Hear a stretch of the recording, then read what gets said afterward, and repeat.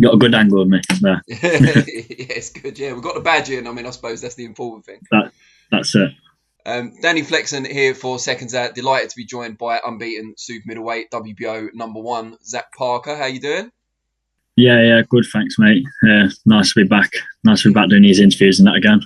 Well, I can imagine it's been a year since we last saw you in the ring. But I guess if you'd have known what was going to happen with COVID and so on, you'd probably been quite grateful at the time that you got out just before the shutters came down. Yeah, 100%. Like I think my fight was one of the last fights to last shows to even have fans. So yeah, really grateful to do that and get a good win on that night as well. Have you watched it back much? Because it must be the best performance of your career and came against your best opponent, which is always handy. That's it. I always go down to the living room. I always see my dad go on in the front room. So yeah, I've watched it back a couple of times. But yeah, it was a good performance. I feel like I could have done a lot better. I didn't show effing what I can do. But yeah, it was a good performance nonetheless, and got a good stoppage out of it as well. This weekend sees your debut for Queensberry Promotions, Frank Warren. What made you move to Frank? What did he tell you about his plans for you going forward? Just is obviously one of the top promoters in the world, and I grew up watching all these shows, all his shows on like Sky and that when he was with him, and just it was no brainer really. He's got a good relationship with the WBO as well, so yeah, it was. Going forward, we were just saying, want to keep busy. Been out inactive the last couple of years. I want to get at least 3 fights this year, and then see where we are at the end of the year. Hopefully, challenging for a world title or something. And is that what he said to you when you were kind of in negotiations and stuff? That he was hoping to pitch you in against the winner of Canelo and Billy Joe, or Canelo and if he gets past Billy Joe, which is a big if. Every fight's in September. Yeah, it was obviously my manager Neil Marsh. He was sorting most of it out, but yeah, it was that's what it's pretty much what was said. Obviously, I'm #1 WBO. It'd be stupid to keep going down. The only way you should be going is up, and going up is either facing the winner of Canelo and Billy Joe. Yeah, Frank. I spoke to Frank earlier this week, and he said he thinks the only reason you haven't been made mandatory yet is that the WBO are waiting for the Canelo Billy Joe fight to get out of the way first. But is it been frustrating for you to be #1, having beaten the closest person to you in the rankings for so long, and not have been made mandatory yet? That's it. Like my last fight he was #1, I was #2, and he said that was meant to be like whoever wins is going to be mandatory. Yeah. But obviously, then COVID hit, and then Billy Joe's chasing these big names. So it was hard for me to get up there. That's why I need to build my profile a lot more and keep on these shows and keep fighting on these shows and showing everyone what I've got to keep building my profile. So yeah, just a bit frustrating, but the longer they wait, the better I'm getting. I guess there's kind of a double-edged sword having Canelo in your division, in that if you get the chance to fight him, it's a huge money fight. But the flip side is that he kind of does what he wants, and it means everyone else has to wait until he's ready. That's the thing. That's what happened with Callum Smith and that. They was all waiting around till the last second, but he's the boss. He's the one of the pound for pound. He's come from the bottom just like all of us have. So now he's there. He can call the shots a bit more, but that's a good thing. I can keep active while he's doing his thing at the minute.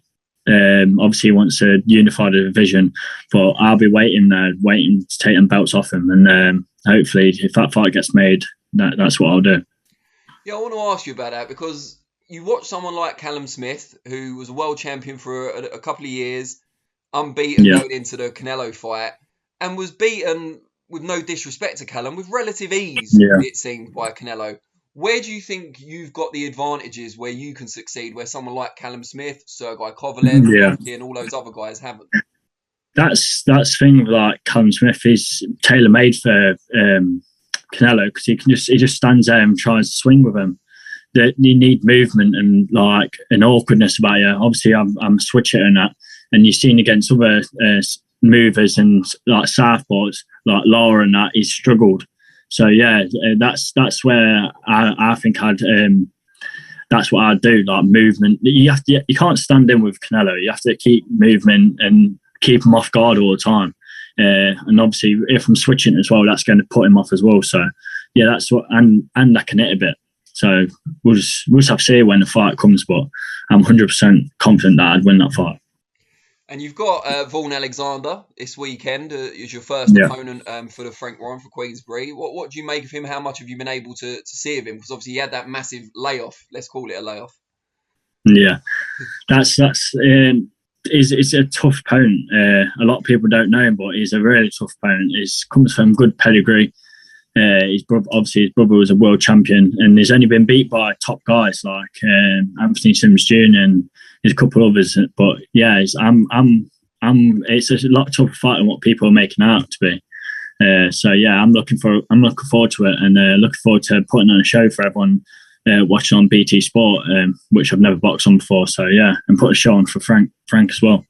Is that one of the advantages to signing with Frank Warren, in that it's not, in terms of kind of world level fighters, there aren't as many perhaps as where you were previously, so there'll be a bit more opportunity, not just to be more active, but to be promoted and marketed to a greater degree? That's it. That's why I wanted to go with a British promoter. I want to get my name out there a lot more. Like, you see these people coming off GB squad and that just get loads of exposure, but these like guys like me, what have come under the radar but come up the hard way, don't get enough. But obviously now I'm with a big promoter and I'm getting like put out there a lot more, that people will see me a lot more, and hopefully get a bit more exposure for myself. I mean, it already seems from the announcement, from speaking to Frank this week, that they really value you and that they see you being a headliner going forward. Yeah, that's the aim. That's the aim what you want to be when you're growing up. Just you want to headline in your hometown and stuff like that.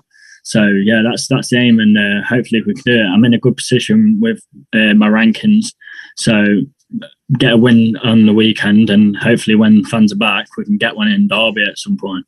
Pride Park. Hopefully, that's the aim. Maybe one day when I've got a bit more, get a bit more exposure for myself, get me out of there, get more fans, and then hopefully a big fight in Pride Park, maybe a world title shot or something. Is that kind of the dream, either winning or defending a world title there at the football stadium? Yeah, that obviously, like when I was growing up, I've been going there with my brother since I was young. So I could just imagine myself winning a world title there in front of 30,000 fans. And yeah, it would be a dream come true, it would be. There's not a kind of raft of well-known boxing names from Derbyshire over the years. No. Who did you kind of look up to when you were a kid getting into boxing? Well, when I was getting into boxing, it all started off, see, with my family. My dad was a professional boxer, and two of my brothers were as well.